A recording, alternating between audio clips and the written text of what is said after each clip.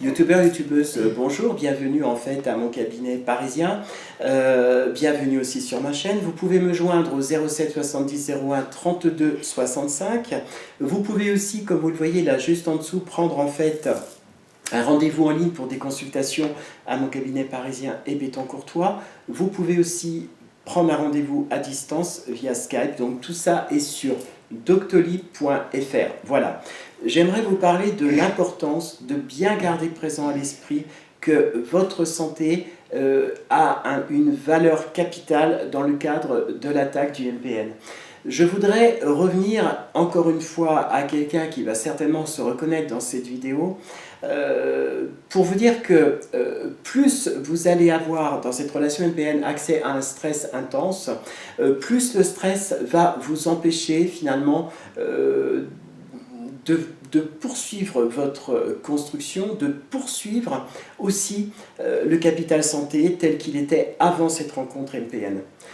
Il est extrêmement compliqué, en effet, de vivre dans un stress sans fin. Comme je l'ai déjà expliqué au cours d'autres vidéos, peut-être de manière moins profonde, le stress est un inhibiteur d'immunité. C'est-à-dire que durant toute cette phase de stress, vous allez avoir des baisses d'immunité. Vous allez avoir en fait la sensation et le vécu physiologique d'être beaucoup plus sensible en fait aux maladies, beaucoup plus sensible par exemple à d'autres choses, et vous allez peut-être même somatiser parce que la somatisation est déjà un signal d'alerte pour arriver à essayer simplement de stabiliser votre psychisme pour comprendre que votre corps vous parle, il vous envoie des signes, allez-vous les écouter ou bien au contraire allez-vous les mettre de côté pour finalement poursuivre votre existence.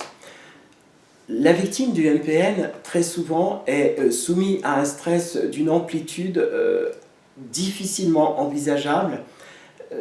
Et cette amplitude, en fait, on ne peut s'en rendre compte qu'au travers les consultations ou au travers les témoignages. Certaines personnes, finalement, arrivent à un certain stade à perdre l'équilibre de la santé par des maladies qui peuvent être des maladies très graves. Tout ça vous aura simplement prévenu avant que ça arrive, et moi je vais travailler sur ça au travers de cette vidéo aujourd'hui, prendre en compte tous les signes de votre corps dans cette relation toxique.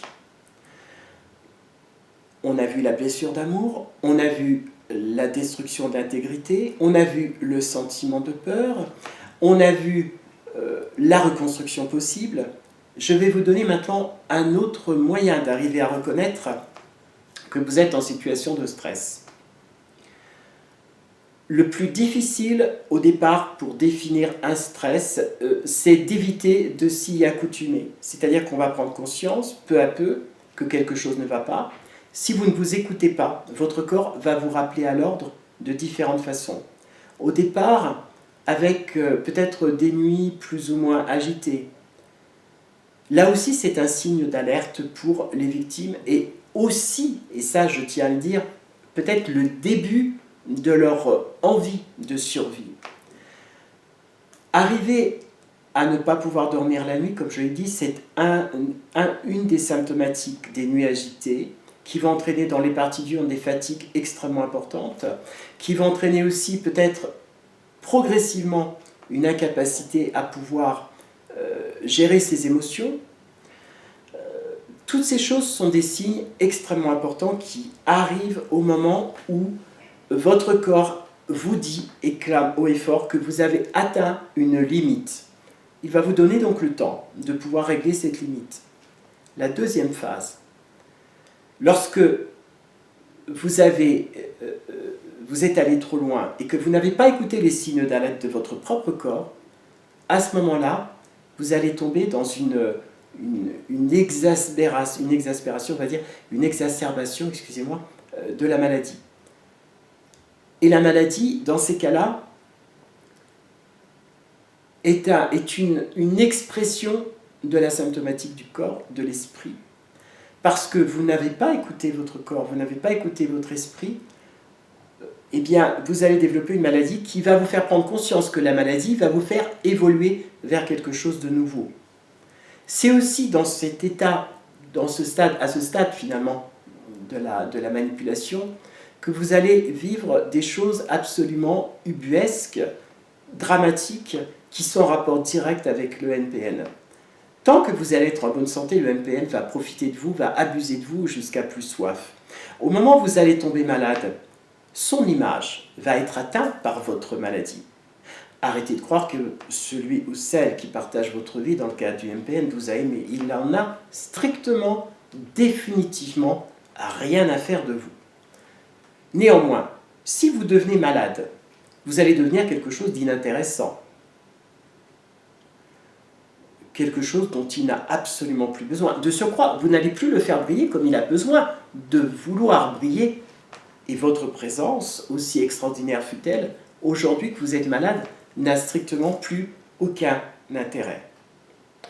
Là, je voudrais, une fois de plus, vous dire quelque chose d'important. Peut-on réellement parler d'absence d'écoute de votre propre corps? Est-ce que votre esprit vous aura prévenu avant que toutes ces choses arrivent? Est-ce que vous les aurez écoutées? Ou bien, est-ce que vous l'aurez ignoré?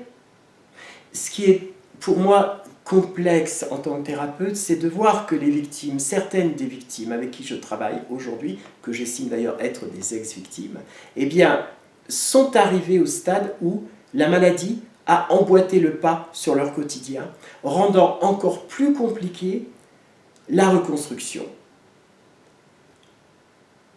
En sophrologie, on dit que le corps est vecteur d'émotions, donc l'esprit et le corps sont étroitement liés. À chaque signe avant-coureur, votre corps vous prévient. C'est comme si votre corps vous disait « Attendez, là, attends, stop, là tu vas trop loin, fais quelque chose, aide-moi ». Donc si vous comprenez ces symptômes corporels, vous comprenez aussi les sentiments qui vont avec. Et là, vous êtes mûr pour le travail thérapeutique. Ça veut dire que vous allez prendre enfin conscience que votre capital a été dévoré par un usurier d'amour, j'ai envie de dire en fait, qui n'existe pas. Quelqu'un que vous aurez aimé, mais qui finalement n'a aucun intérêt pour vous. Cette cruauté finalement du MPN, je dirais que c'est le summum qui est atteint dans la relation toxique et dans la relation dramatique.